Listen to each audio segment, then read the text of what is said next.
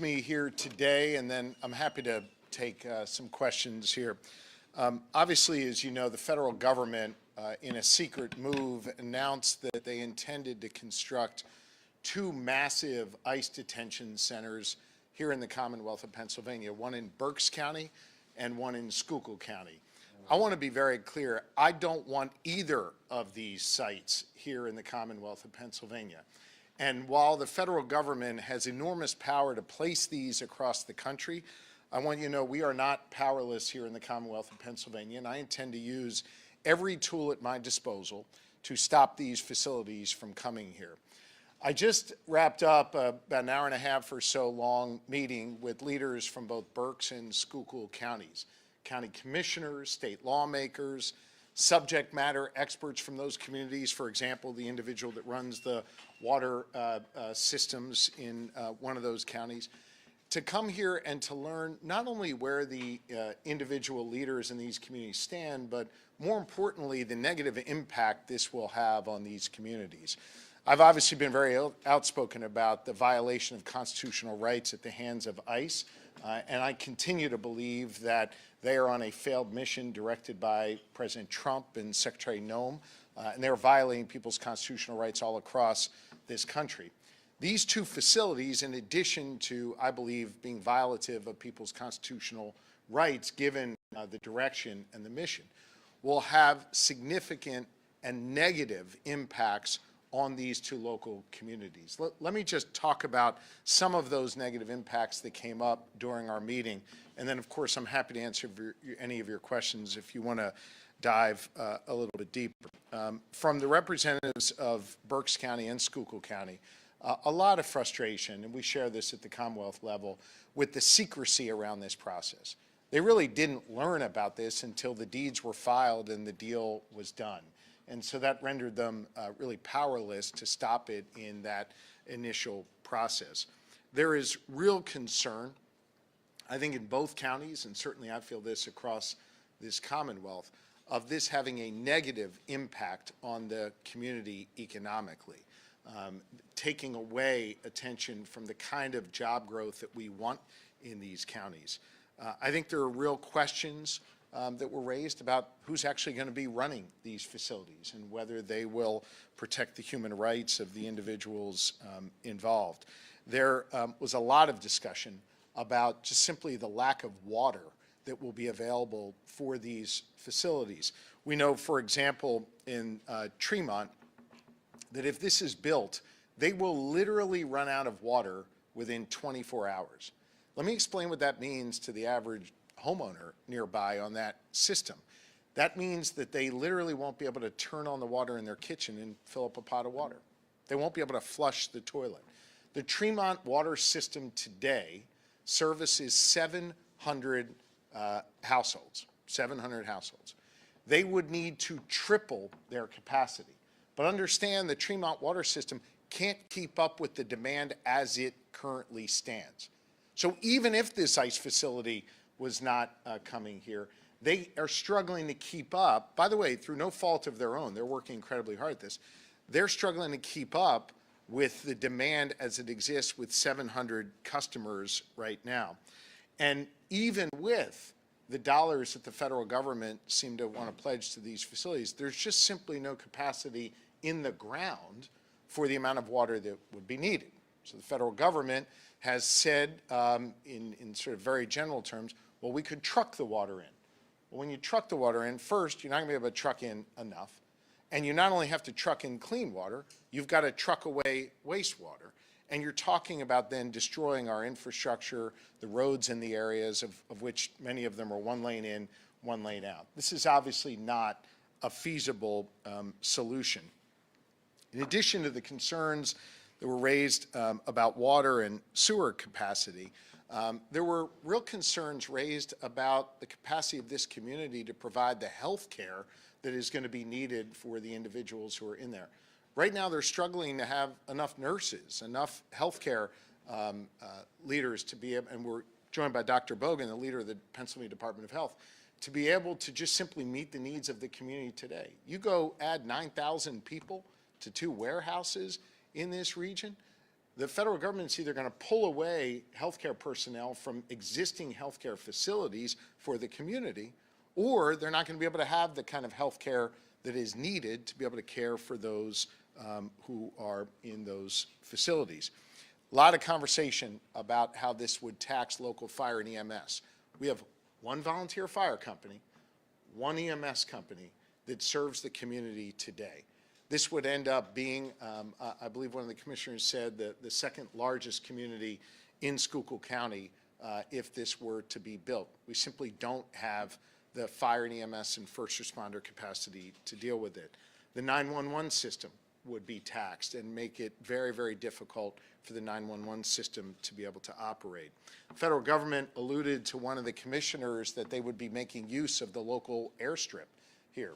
Well, there's going to be a lot of infrastructure that's needed in order to make that airstrip viable, and what would that do to the local community if that airstrip is no longer available for the local community?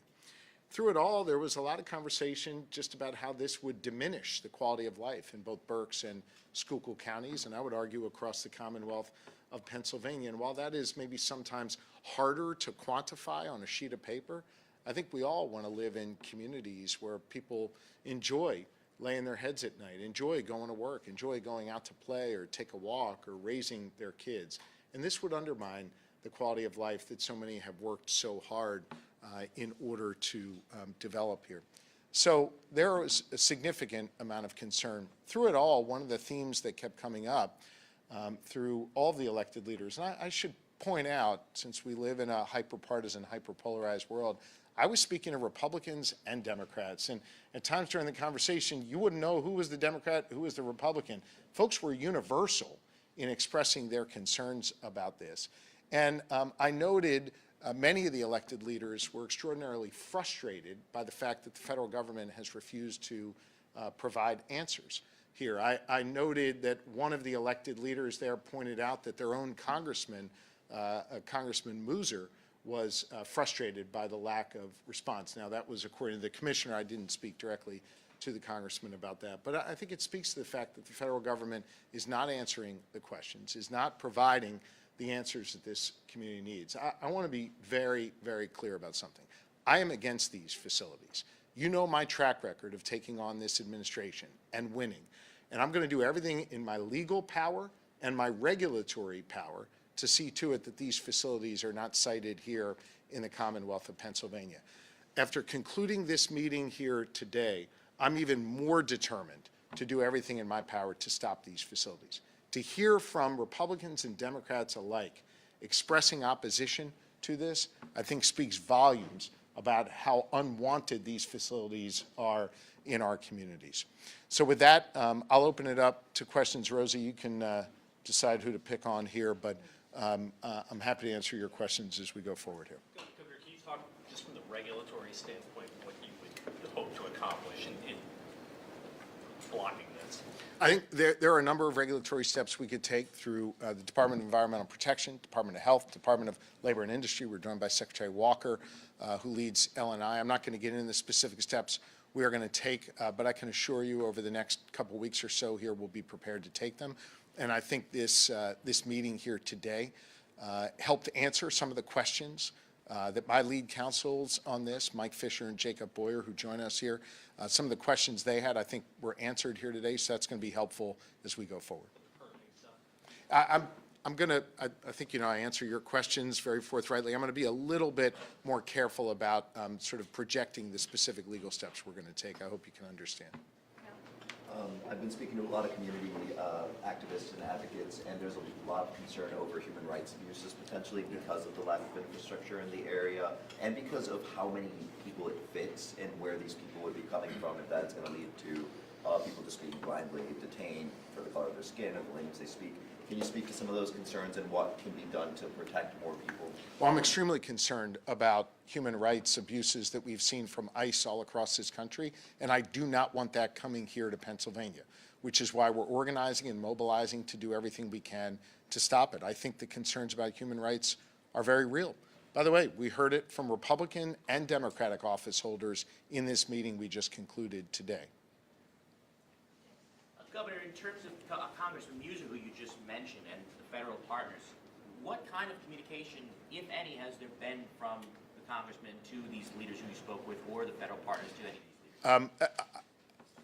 Several of the county commissioners relied on the congressman to set up meetings or telephonic meetings with DHS. My understanding, according to the commissioners, is the congressman was able to set those meetings up and that they left those meetings feeling unsatisfied with the answers that they were given and feeling as though there was a lack of transparency coming from the federal government, a lack of answers coming from the federal government. Beyond that, you'd have to ask the congressman what, I'm not here to tell you what the congressman thinks. I'm just here to relay what those commissioners shared with me. Yes, I mean, I don't think you want to get too into the details of like what the specific legal mechanisms are, but there are, you know, in Maryland, they filed a lawsuit alleging that there was a violation of federal law. Yep. When these were done. You're talking about state law. There are a lot of local, you know, zoning ordinances that could affect whether something is a warehouse or a detention center.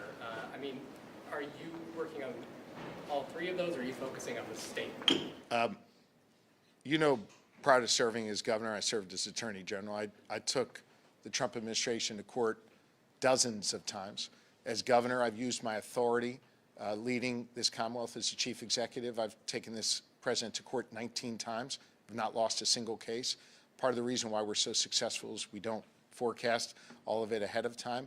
We dot our I's, we cross our T's, we follow the law, unlike this administration in Washington. So I think my answer to you on that would be stay tuned. We're looking at anything and any way possible to be able to stop these facilities from coming here to Pennsylvania. Governor, Congressman Muser actually remarked that he thinks that the federal government can fix those infrastructure problems, and also said that it would be good for the economy, saying that it would bring in about 2,000 jobs to at least one facility. Do you want to comment on those remarks? I didn't hear the congressman say that. I will tell you, we have the only growing economy in the northeastern part of the United States. For 32 straight months, our unemployment rate has been below the national rate. We're getting noticed all across the country for the massive deals that we are landing, from AWS to Lilly to J&J just in the last few weeks. Our economy is growing. What we do not need are efforts from ICE to undermine our economic growth. And my view, and I think it's backed up by Republicans and Democrats alike here, is that this would undermine our economy in Pennsylvania. And I do not want the federal government to step in and hurt the economic growth that we've seen. So right now, what state permits does ICE need to I didn't hear the water? beginning of your What question. state permits does the facilities need to expand water and sewage capacity? They need a number of permits through the Department of Environmental Protection. They need other permits and other regulatory approvals from the Commonwealth, and we're examining each of them. Governor, there's been a number of distribution center facilities built in our region over the past couple of years. There's some folks that have expressed frustration that they could become targets for this rather than commercial jobs and getting tenants like that. Yeah. This is not the kind of, this is not what we want in our communities. We want to be able to create the kind of jobs that are going to be family sustaining. We want to create the kind of jobs that aren't going to undermine the trust in a community between law enforcement and the neighbors that they serve and protect. We want the kind of jobs that we're seeing all across this Commonwealth, in technology and pharmaceutical, the other jobs I've been able to land in my first 3 years as governor. We do not want ICE bringing this type of havoc into our communities, period. Governor, a Berks County commissioner said in a public meeting this morning that what he's learned is that DHS is considering having its own on-site sewer system that could then be pumped and separately taken to a treatment plant. And there's been some questions around whether or not that type of setup requires a DEP permit. DEP is going to have to be involved in any of the trucking or any of those on-site facilities.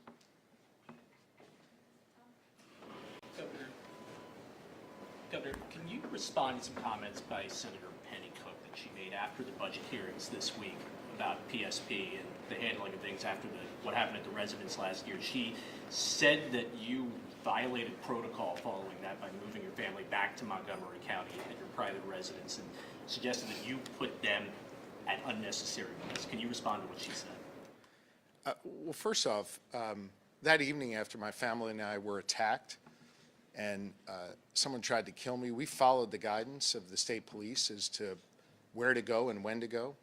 And we follow the guidance of the state police every single day as it relates to my safety, my wife's safety, our kids' safety, the lieutenant governor's safety, the second lady's safety, and their child Harper's safety. None of that has changed, and we follow the guidance strictly as to what the state police advise us to do. Sometimes it forces me to have to change my schedule or to go in a different way or to lay my head at night in a different place because of what the state police says. Look, I think it is shameful that there are some Republicans trying to score political points at the expense of my family's safety. I mean, is this what low level we've stooped to in this Commonwealth? I think it speaks volumes about their character or frankly, lack thereof. And look, I got to say, you know, no father wants to have to deal with this with their children. No parent wants to have to explain to their kid, we have a safe room in our house now because there are people who want to try to kill us. There's a guy just arrested, I think, a week or two ago who's in prison for stalking my family and making terroristic threats.